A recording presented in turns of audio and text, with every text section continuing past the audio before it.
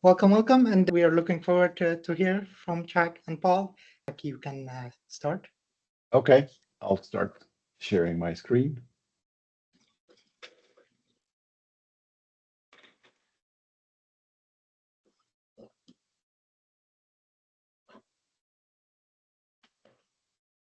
I think you see it now. Yes. Yeah. Great. Okay. Um, Good day, everybody. Today, myself, Jacques, and Paul will lead you to the link between culture and BowTie. We will introduce ourselves in a couple of minutes, but before we start, I thought it would be nice to do a little bit of a warm-up exercise with you all. You don't have to stand up from your chairs or whatever, but it's a simple little exercise. I'm going to show you next a picture, and I want you to look at that picture and think of yourselves, what do I see in this picture? And if you're willing to do that, use the chat to write down what you see. Yeah, I'm going to show it to you now. So what do you see in this picture? And use the chat, and Isaac will have a look at it, to write down what you see in this picture.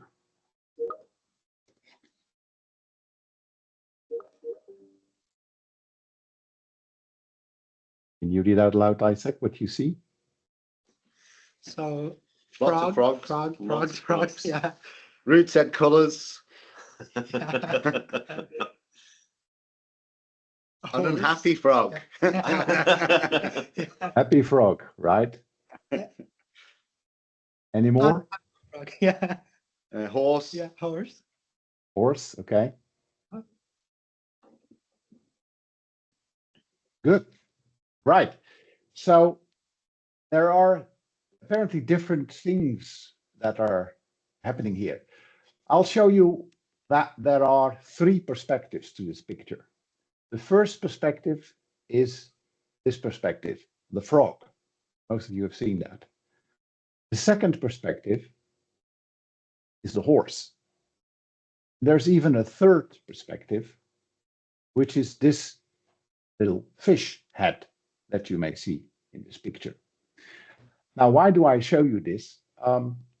Because it has all to do with culture. Culture has to do with the way how you look at the world, how you look at certain things. What is your perspective? And for example, you can replace this picture by a meeting. A meeting is different in Egypt than in the Netherlands, for example, looking at the role of the chairman, to say that. And that means that when we talk about culture, it's about understanding yourself and your perspective of the world, how you look at the world. And by understanding that, you can get more insight on how to work together with people or steer people's behavior or coach people on their behavior. Let me jump then to the aspect of safety. Most of you maybe know the disaster of the Costa Concordia, where Captain Schettino steered his ship alongside the coast and ran into a rock, and the ship went down. Now, you'll get later the recording, and you'll get the text also. What's important is, again, I want to stress here, is the aspect of culture here. On the left-hand side, his worldview was his normal view. I do this all the time. It's logical for me. So it's his belief that this is the truth. So it's his culture. And it's the same if you look at safety. Culture is a complex thing, a complex aspect, where simple solutions can be found, but you must never dismiss the power of culture. And I'll come to that later. The power of culture is extremely strong, and you can't deny it because it's there, and it will be there forever. To give you some insights on fatal accidents, what we've seen in terms of analyzing aspects of accidents, then we see, for example, that there's a correlation when there are more macho people involved, when there are more hierarchical people involved, and where there are more group pressure, then we see more accidents happen. And most of the accidents are caused by unsafe behavior, by what people do, how they act, and how they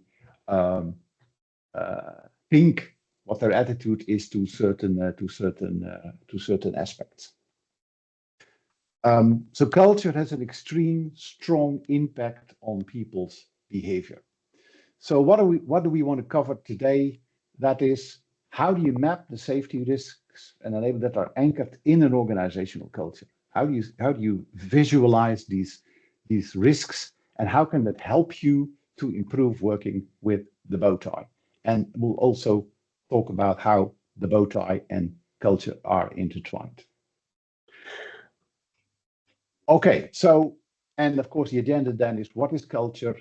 There's an introduction of the BowTie by Paul, and furthermore I will talk about this alignment, and at the end there is room for questions. By the way, if you have any questions in the meantime, feel free to put up your hand, and then Isaac will tell me that you have an urgent question, or remark is also. A little bit about myself. I'm Dutch, I can't help that. I'm an innovation and culture management expert since 1999. Before that, I worked in the corporate world. For example, I worked for Texaco around the world on total quality management projects most of the time, but also people management. Since 25 years, I'm an independent advisor, and I help mostly organizations to align anything that has to do with culture and any strategy. Like I said, I'm Dutch. I like to play golf, making music. And a side aspect is that I live in Rijnsburg. You maybe have never heard of that place. It's a tiny sea coastal area. And by the way, I'm also a co-owner of a Dutch vintage Geneva brand, which has nothing to do with consultancy, but it is a hobby project that ran out of hand. Paul. Hello. So I'm a chemical engineer, specialized in process safety in the early 2000s.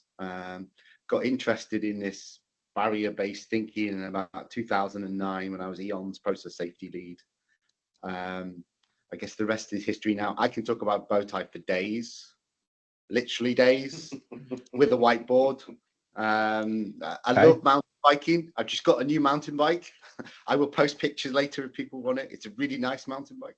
And I still play Halo every week with the same group of friends every Thursday night with beer. We've been doing it for 25 years. And I guess it's a therapy session for us. So I am not Dutch. I live in the UK. I live in a lovely little market town called Clitheroe. We have a 11th century French castle keep in the centre of town.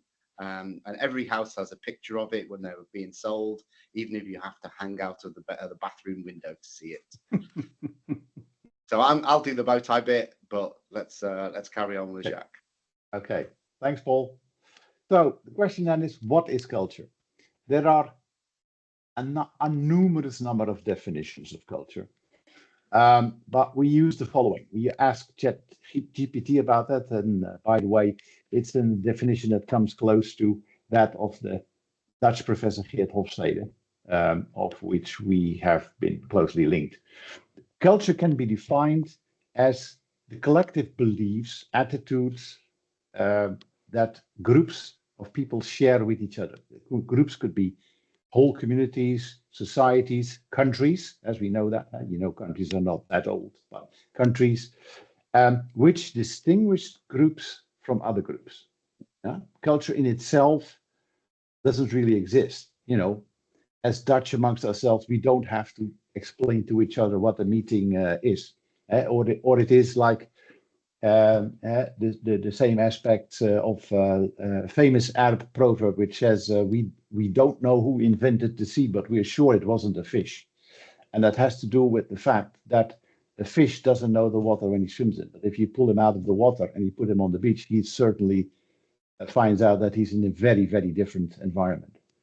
And why is culture developed by all kinds of species amongst humans? It is about the rules of the social game.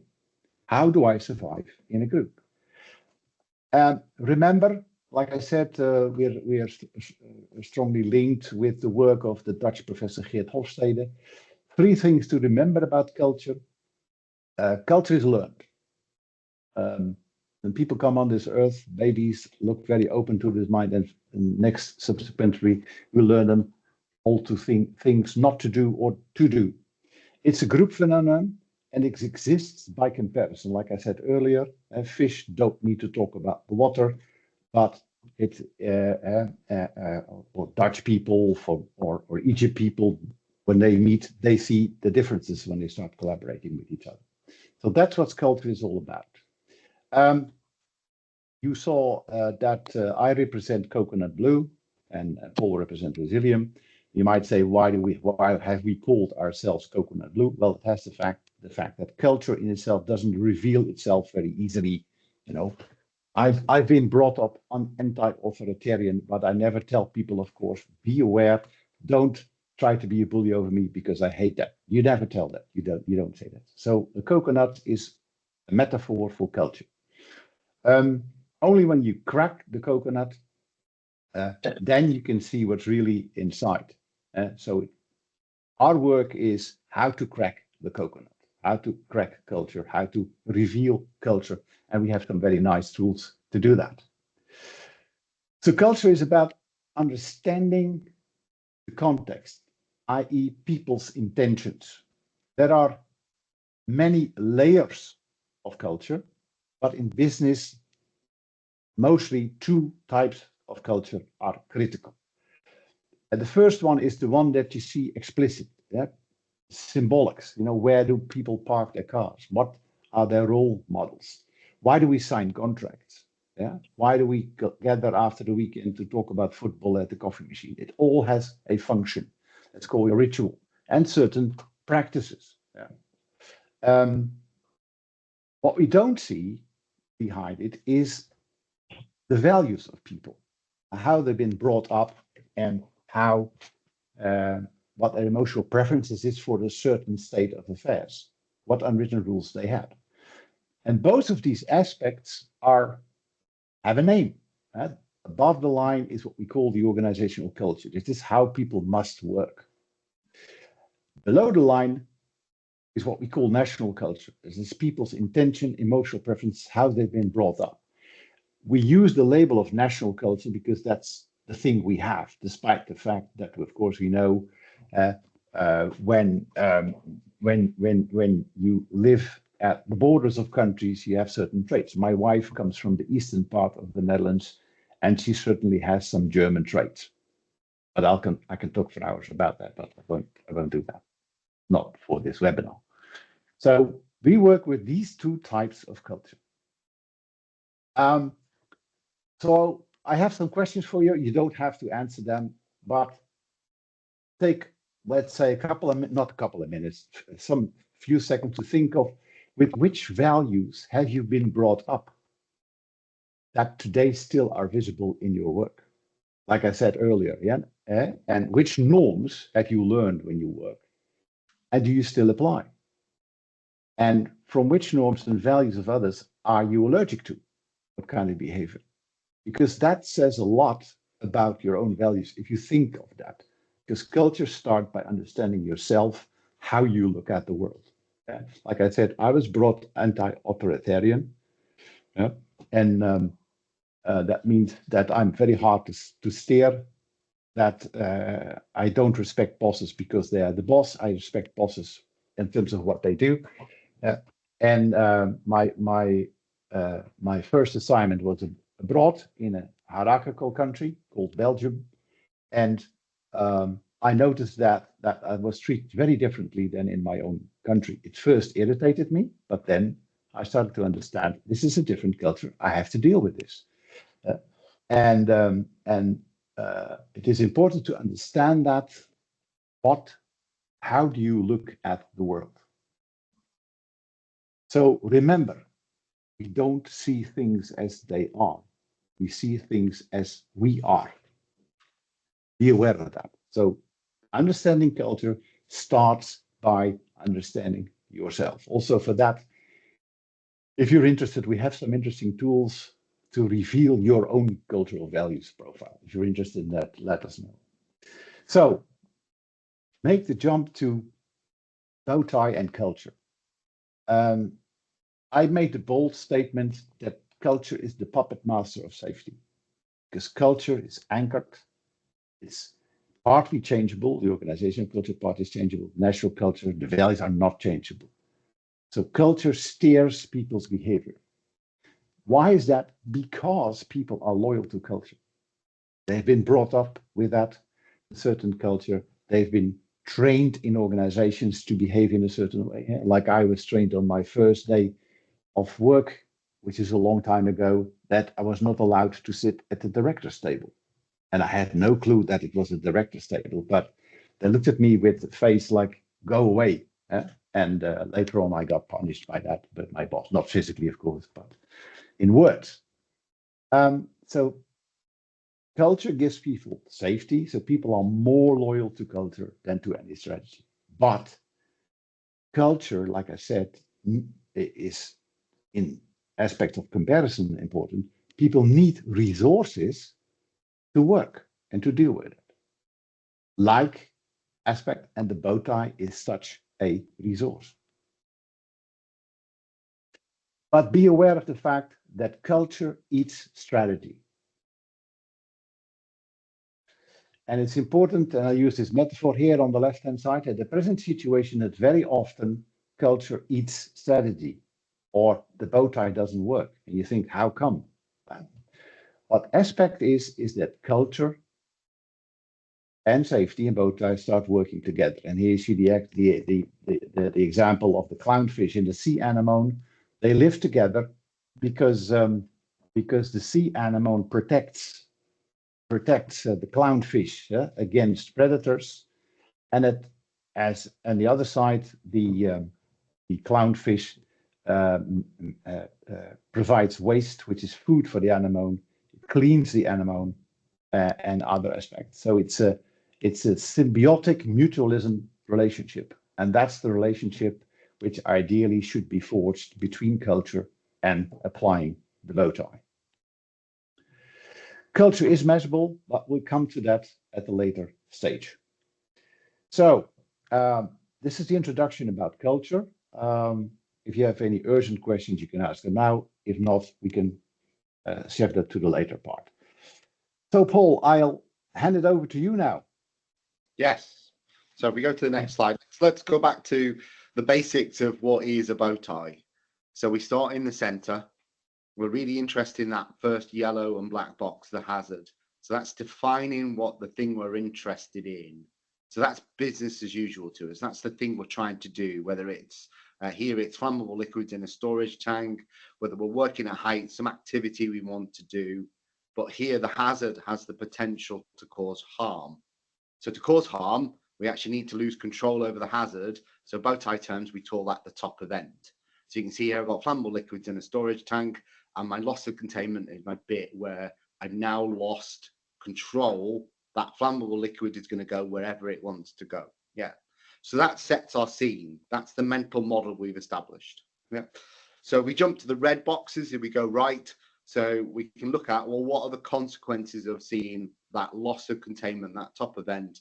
What's the real things that happen to us? So a BowTie likes to be more specific.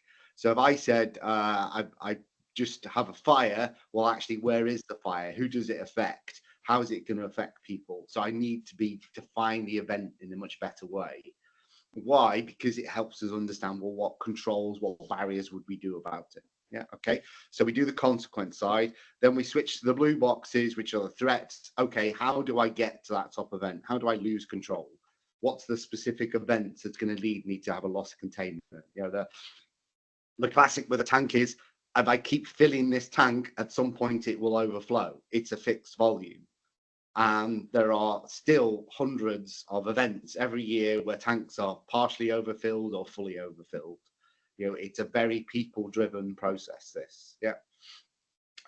So hopefully we don't see the red boxes, because even if we get the blue boxes that are triggered, and even if we end up at the center knot, we have barriers that do things. Or barriers or controls, we tend to see those two words interchangeable. Different industries like to use barriers, different industries call them controls. So the left-hand side is all about prevention. I'm trying to prevent myself getting to that circle in the center. And how I do that, well, I've got barriers that actually stop us getting to that center. So if we look at the parcel too large, I've got 3 barriers there. And actually the rules for my barriers are, I really just want one of them to work, because each of them on their own should be effective at stopping me getting to that loss of containment. So if I do the ullage calculation, so it's how much space is in the tank, I make a plan, I follow my import plan and I monitor, I should never overfill that tank, I should switch to the next tank. But if I make a mistake, I've got a high level alarm with operator response. So that hopefully corrects it. We respond to that alarm, we don't overfill the tank. Or ultimately, I could have some sort of hardware that comes in, protects the tank, it protects itself, it's not worried now what's going to happen to the process. It hasn't overfilled. If one of them works, I don't end up at the loss containment. Yeah. So we let's say we get to the center knot, we've had that loss of containment. Okay, what do we have now? So we have more reactive controls. We have lost control. So how do we regain control and put ourselves back to a normal state? So it's nice if the right hand controls and barriers can actually stop the consequence wholly. So if I'm going to put petrol in the river, maybe I've got my bund or my secondary containment around the tank, that will wholly stop the petrol from getting into the river. Yeah. But if I'm going to have a pool fire spreading away from the storage area, my firefighting system is applied after I've started to see the fire. I don't apply it before, so it can't fully stop the consequences, but what it can do is reduce the severity of the event to me. So that's the subtle difference between the left and the right hand side. So left hand side, we always use that word stop. What stops the threat from coming the top event? The right hand side, nice if it can stop, but a lot of them are actually coming into play after we started to realize what's in that red box. Applying the right first aid, applying my firefighting, applying my emergency response. Something bad has happened. If I do the right response, I can lessen the severity to me. Yeah. So we go back to controls, I can have things called degradation factors. So I can go to that next level of why will my control not do what I expect it to do? So here we look at the high level alarm with operator response, the alarm fails to operate. So if it never goes off, the operating team never know they need to respond to it potentially. So then we can look at, well, I can have a degradation factor control that actually makes the alarm work. So I do regular maintenance and testing on that alarm to demonstrate it works. Yeah. Okay, Jack, next slide, please. So how do we build culture into this? Oh, sorry, the metadata first. So we can add things to our BowTie. So we can start to build data into our BowTie. Yeah. So we can designate what type of control barrier is that. So here we've got active human, we've got active hardware and human. So the human and the hardware working together. I've got some active hardware. I've got some passive protection going on. I've got some ignition controls going on. So even if I get a leak, I'm trying to manage those controls. So I can start to add more metadata. I can start to sort of flag the stalk on the line is flagging how good I feel about that barrier. So I can color things. I can enrich the BowTie as I need to. Yeah. Okay, Jack, next slide. So where does culture fit into this? So there is a link, you know, as Jacques has said, you know, the culture almost underpins everything we do in our organization. So how do we show that on our BowTie? How can we show that on our BowTie? So next slide, please, Jacques. So we could just say, hey, let's have a threat called poor safety culture. That will sort things out for us. Hello? Hello. Hello, Hello. Jerry. Oops, sorry. Okay. So we could have a threat called poor culture. So, but that doesn't really relate to our center knocks. It's very abstract. It's not really useful. And people will just start to ignore it if we start to put those things on our BowTie, because we want real threats on our BowTies, because that means something to people. It's too ambiguous to put in a threat as a threat. Okay, so next slide, Jack. Let's think about the next area we could put sort of culture. We could have a barrier called good safety culture. Maybe that's handy to have. But again, I can't see the connection between internal corrosion and having a good safety culture. I'm not articulating the connection very well. It becomes a barrier that just get ignored on the BowTies. And ultimately, people will just start to hide that barrier because it doesn't mean anything to us. Okay, so we go to the next slide. So actually, we've already started to say culture really affects the things we do. Well, what are the things we do? These are the controls and barriers. Yeah, so could we put an escalation, degradation factor in there that just said poor safety culture? Well, again, not particularly useful because we're not establishing that relationship to, well, what is it about the culture and how does it affect the barrier? So if we go to the next slide, please. So we really want to sort of say, have the real things on our bow tie. But what we could start to say is on our degradation factor level, you see I've introduced this thing called compliance. Actually, that's a compliance piece. So now I'm starting to link back to my culture a little bit. So I've now got, I need to comply with something to actually make that barrier work. So if we go to the next slide, Jack. I can then start to interest all the other things. So here I've got team safety, I've got safety leadership going on, so your poor housekeeping. Actually, if our leaders walk past this poor state the plant is in, everyone accepts that as normal. That's not a problem. So we can start to identify the areas of culture and how a culture starts to affect our barriers.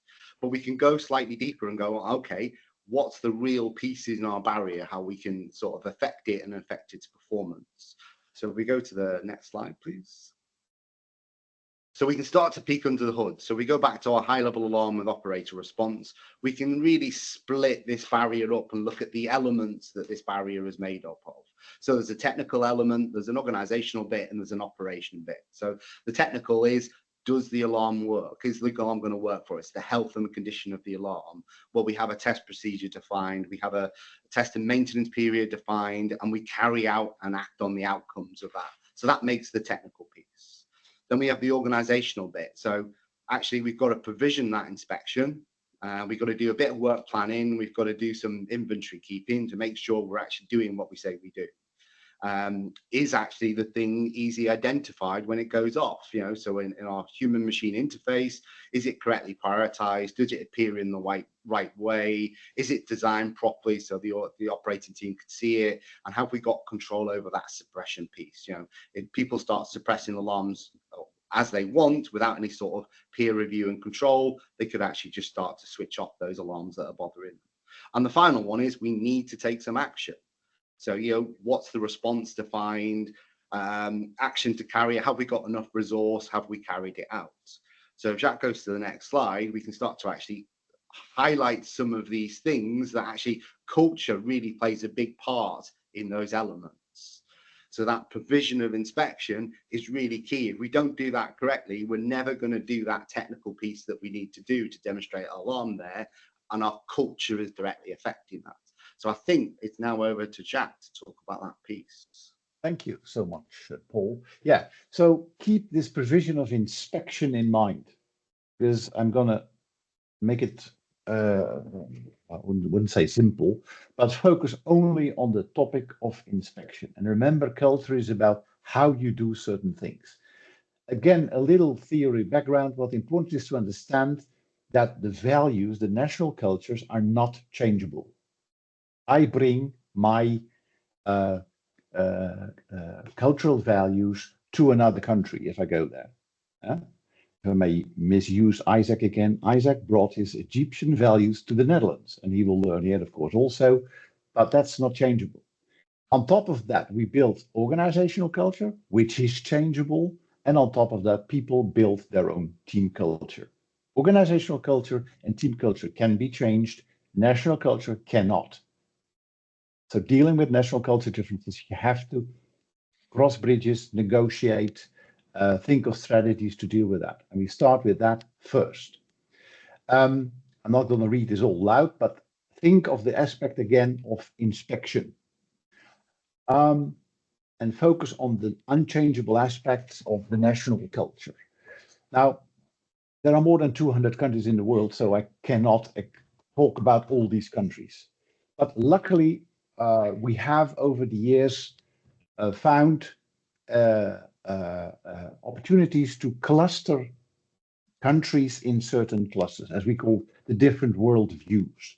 That doesn't mean that there are differences between people in these groups, but at least they share in generic a number of traits with each other. Now, you may think, how do you get to all this information? Well, first of all, of course, our experience, but secondly, we keep track of a database and collaboration with universities worldwide to get an insight how national cultures and values develop over time. We do that already for more than 50 years.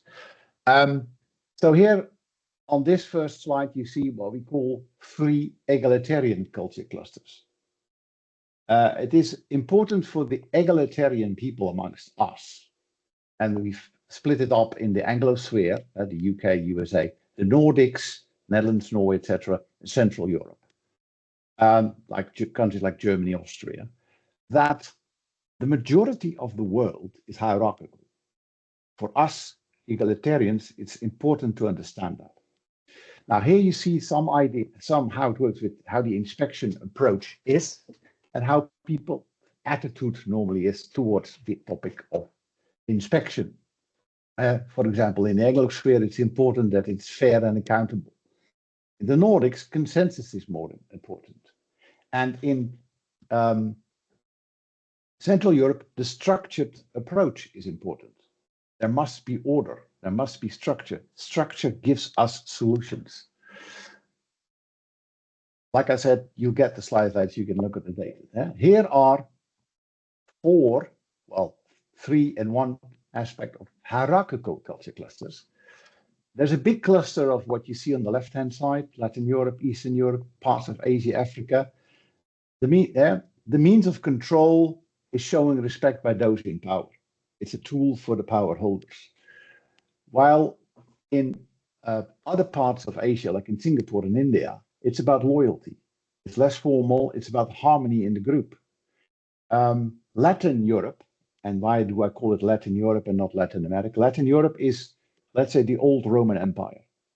The countries that fall on the Roman Empire in Europe still have a sort of shared aspect.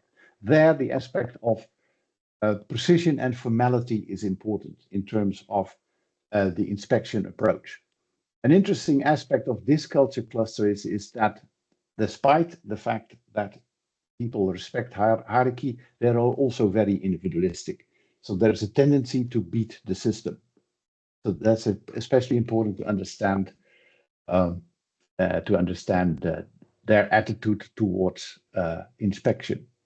Now you see there, the last one is Japan, because for years we've put Japan in the cluster of the of what I earlier called Central Europe. But by the way, all these clusters have metaphorical names, but I thought it wouldn't bother me with that.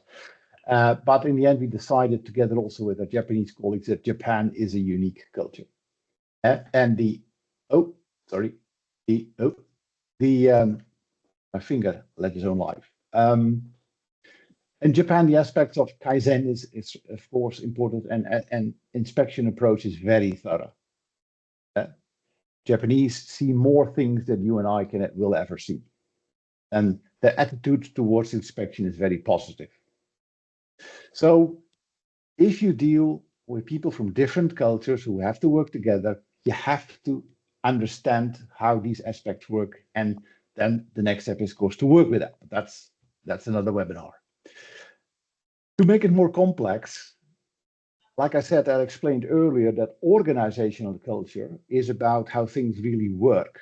And that means that you have all kinds of profiles of organizational cultures. And here, this is a picture we use that if you see, for example, that an organization is extremely focused on results, then you know there is a risk of corner cutting.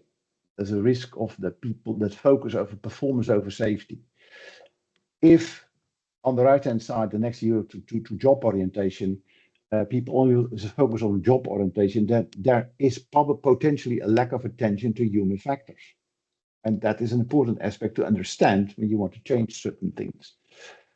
And last, if an organization is very normative, there might be strong resistance to change. And that's important to understand, but that you know that you have to invest in all kinds of aspects. And there might be also compliance over critical thinking. So also understanding how does our organizational culture works is extremely important in order to apply the BowTie, how to work with the BowTie. Now, I'll come to the aspect of the tool we use to support the BowTie, which is called the SCADA, the Safe Culture Analysis and Risk Assessment. And this is how the previous slides work into that. It's a little bit complicated, but it works from right to left. That means we have insight in the national culture, which is the top part, and you see here words like masculinity and femininity, but that's, forget that. And on the bottom side, you see OCD, which is the organizational culture. We make an assessment of that and relate that to aspects in the culture that are potential risks, but also enablers for safety. And as subdimensions are for us, for example, how do people deal with complacency? How aware are people? And that leads in the end to, for example, that you can make a picture of how, what are the safety risks in a particular team or the safety enablers. How do we measure that? We do that on one hand through an online survey, and secondly, we support that with qualitative interviews and observations. The culture measurement is already worked on that for more than 50 years, developed amongst others by Professor Hofstede and Professor Nuyen. That means we ask people all kinds of questions. A big pitfall of culture scans is that you ask too direct questions to people. So we ask indirect questions that are focused on what happens in your daily work environment. We also ask people not only the actual situation, but we also ask them what would be their preference. Not that we will go in that direction, but that we understand where, if you're going to change things, where do we going to see support and where do we going to see resistance? And that's what we call the safe culture analysis and risk assessments. So it translates the values that we discover in the organization, because the pictures I earlier showed you about how people in Japan or in France deal with aspect is from our generic database. But if you focus on a particular organization, we measure specifically what are the values in the organization, what are the norms. So measuring that gives us the opportunity to translate that into safety risks in the culture and also to understand what will support it. And it also makes a distinction from aspects that are more threat to physical or social or psychological. These are then in the end what we thought are the biggest areas for risk in a culture. That's the attitude of the team, how leaders act, what external stakeholders do, how compliant people really are to all kinds of norms, and of course, how's the whole process of communication working. In the slides, you can later see on what they really mean. Reporting, for example, on the SCADA looks a little bit like this. That means on the different dimensions, we'll show what the actual situation is. And you see with the line here that we visualize the risks in the culture or the enablers on all kinds of aspects. So it gives you a focused insight in how is the picture of my culture regarding safety risk and safety enablers. So that leads to the conclusion that it is possible to include culture in the BowTie. I would even say it's a necessity to be bold on that. It can be measured. And when dealing with cultural influences on controls, it can be very specific. How if we install a certain approach regarding inspection on safety measures of fire controls, then it's important to understand how can we steer people, how can we motivate people to do that in the best way. And so understanding the cultural risk is a good start, changing The culture is better, but that's the next phase. That's the next step. That's the next webinar. But cultural change also is important to understand. It's a gradual process. Cultural change is never slow. It's never fast. It's a gradual process. And you see there the word Otemba, which is our name for the changing of the culture. But of course, that's hopefully for a later stage. So to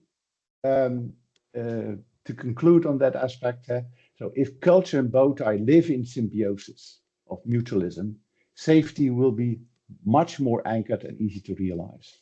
If culture and BowTie stay in the present state of symbiosis, it probably will be that either culture eats strategy, eats the BowTie, or even becomes a parasite.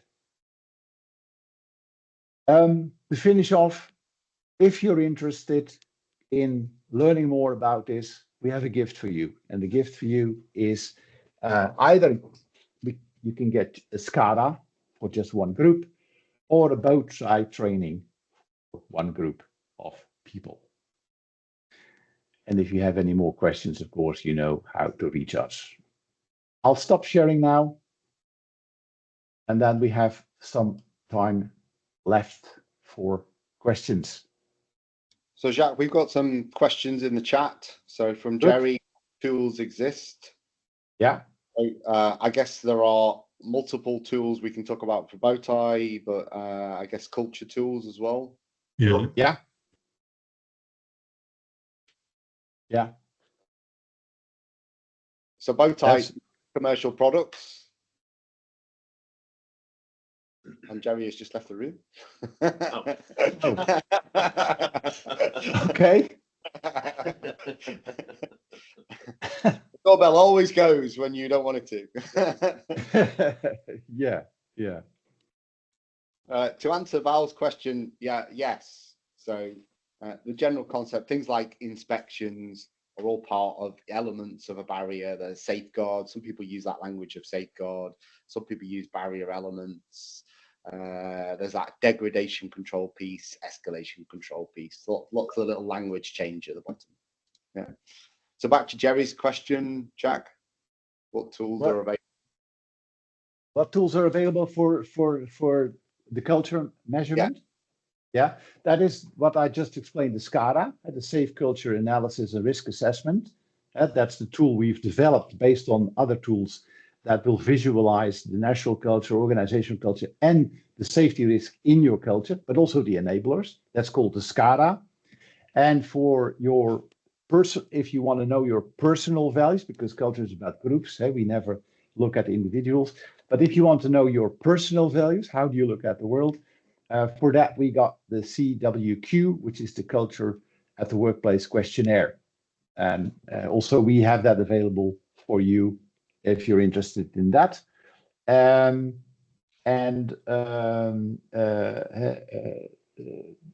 Another tool that we have available, that is called the IRC, that is the Intercultural Readiness Check. That means if people already have some competences on dealing with other cultures, then we can also visualize where do people stand in this development process of cultural competencies. So these are three tools that we have available to map cultures in organizations. Yep. Okay. So where will culture be represented on exactly on the BowTie? Well, you won't see that word culture, because the BowTie is about specific things. So you remember that element piece we showed on that my final slide. It's about breaking down how a barrier works, and then it's about understanding how that culture really affects whether we do that. So if we were on an operating site and we had a culture where we had a big maintenance backlog, no one was really pushing it, we will stop testing things at the appropriate time, and no one's flagging it, and our culture is really driving that.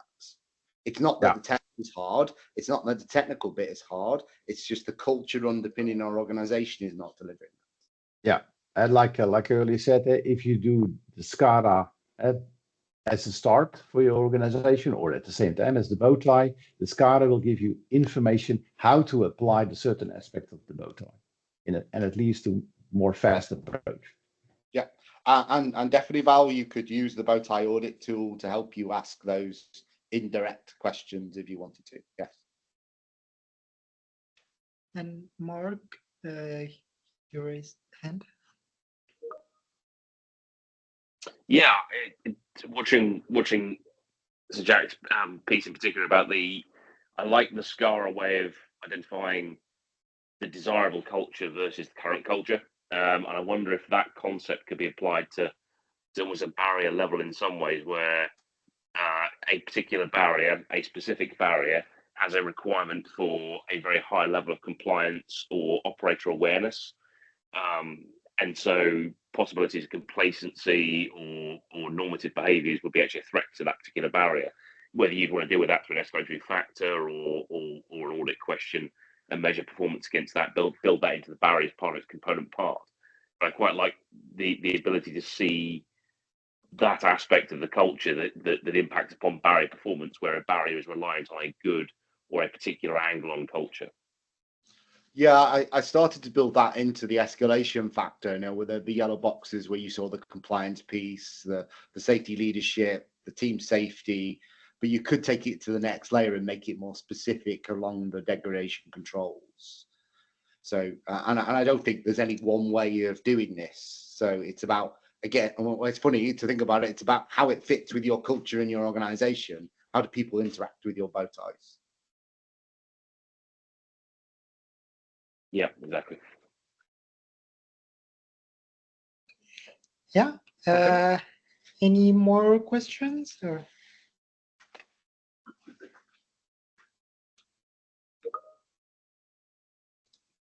Thank you. Thank you very much. So much. Okay. All right. That's Thanks, great. everyone. Have a good day. Yeah. Thank you. Yeah. Thank you, All Paul. right. Thank you, John. Bye. Thank you Bye-bye. so much, Thanks, everyone. and hopefully see you somewhere, sometime. I think very soon, Jacques. You and I, at least. Bye-bye. Thank Although you. Thank you. Bye-bye. Bye-bye.